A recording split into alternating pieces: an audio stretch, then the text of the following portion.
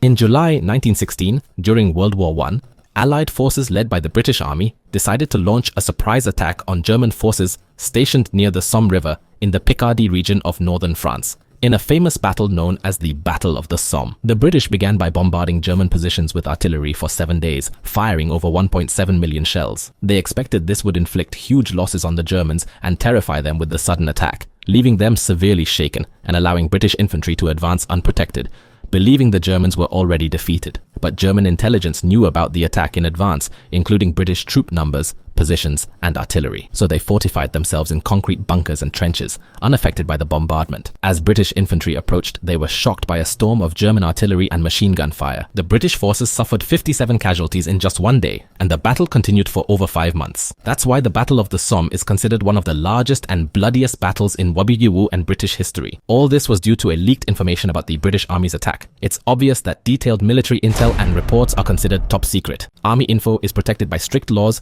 and can't be disclosed in any way. However, we'll find something completely contradictory to this. If you go online, you'll find extensive info about armies, their equipment, and capabilities. It's all public and known to everyone, even in great detail. For example, if we check the Global Firepower website, we'll see that a country like the UK's army has 184,860 troops, 2,723 vehicles, 213 tanks, 71 artillery pieces, 664 aircraft, 10 subs, 11 warships. Now let's look at Japan. Their self-defense forces have 24,750 troops, 3,762 combat vehicles, 518 tanks, 173 self-propelled guns, 1,459 aircraft, 23 subs, 4 warships. Egypt also has similar stats.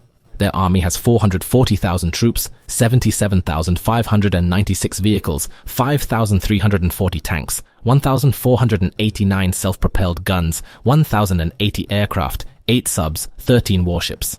But it's not just about troop numbers, vehicles, and weapons. Even nuclear arsenals. Russia has 5,580 warheads, America 544, China 500. Even sensitive info is readily available. This raises a question. Why is this information so easily accessible? Isn't it risky?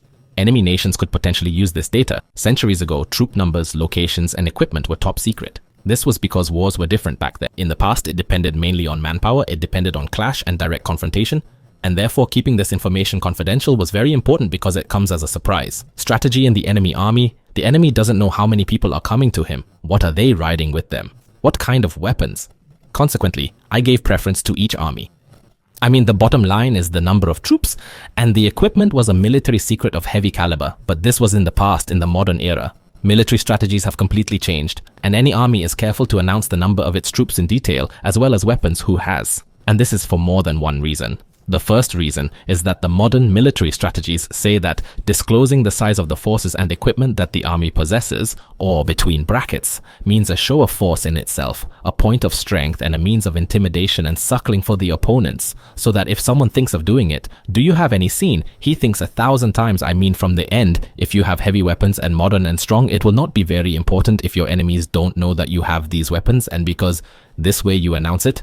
But this can end wars and battles before they start. I mean, weapons in this case are actually valuable in preventing war, not in what happened in war. This is obviously the best choice for any country. Nuclear weapons remain the strongest proof of that. All countries with nukes declare it openly, as nuclear weapons are truly a deterrent. Their role is to maintain peace rather than being used in war, because other nations avoid confronting nuclear powers. In fact, since the 1950s until today, virtually no country that announced having nuclear weapons has been subjected to military attack. Instead, they can attack and bully other nations without repercussions, as non-nuclear states avoid entering into military conflict with nuclear-armed ones. Besides that, there's another key reason armies disclose their arsenal. They need support from their own government and to convince tax-paying citizens to keep funding the military to cover its substantial expenses. Armies typically receive huge budgets from their countries. Additionally, many nations flaunt their military might and showcase modern equipment to entice other countries to purchase from them. This is especially true for big countries like America and Russia. America, for example, from 1950 to 2017, made arms deals worth over $670 billion. Russians in the same period sold weapons worth more than $580 billion, all due to showcasing their weapons and equipment. Recently, technological advances in surveillance, monitoring, and satellites have made it very difficult for armies to hide information about their size, equipment, or weapons. This kind of information will eventually become known over time. Now, a question arises. Does this mean there are no more military secrets and that everything is transparent? Of course not. Every military organization has secret information unknown to others, like armament programs, military plans, ammunition quantities, troop distribution, 0 hour for battles, and other secrets. For example, in the October War, troop numbers and equipment were known, but the deciding factor was different. So, those who weren't named were surprised by the swift attack that happened from Egypt and Syria, implying that a secret like 0 hour played a crucial role in the battle. But the issue doesn't stop at this point. Even the numbers of planes or tanks and all this may not be fully or accurately announced. I mean, it's entirely normal for a country to declare it has a certain number of aircraft, but in reality on the ground, they may have many fewer or many more. In the War of October, for instance, the surface-to-air missiles that Egypt utilized, manufactured by the Soviets, destroyed the aircraft of the unnamed ones. They lost over half of their aircraft.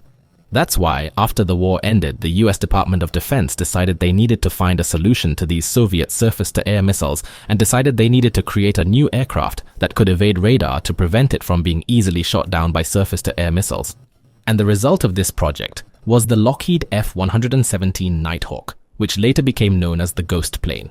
Although this aircraft was built in the 70s, America kept it a secret, and no one knew anything about it until it was suddenly used in 1990 when America attacked Panama. The same thing applies to the T-64 tank, which was manufactured in the Soviet Union in the 60s secretly and was not announced until many years later. It was a surprise to the whole world at that time. The conclusion is that modern regular armies have an implicit agreement between them that they'll normally and publicly know about the number of troops and the quantity of equipment, and this isn't considered a military secret. Of course, this doesn't imply that there aren't other military secrets that no one knows.